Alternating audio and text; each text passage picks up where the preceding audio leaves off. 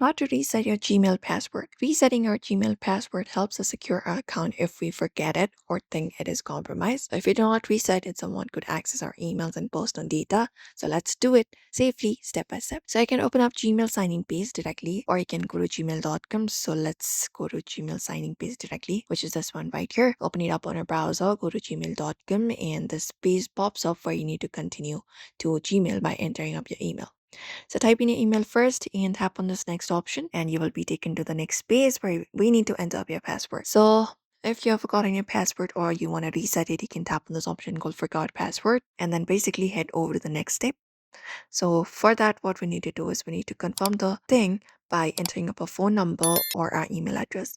So if you do not have phone number, you can tap on try another way. And there we might need to enter up code from our second Gmail account, which may be added for recovery. You can just go and follow the process. And once the process is completed, you can tap on update password, like after entering the verification code, etc. And you can go on with the process. So first of all, create up a new password.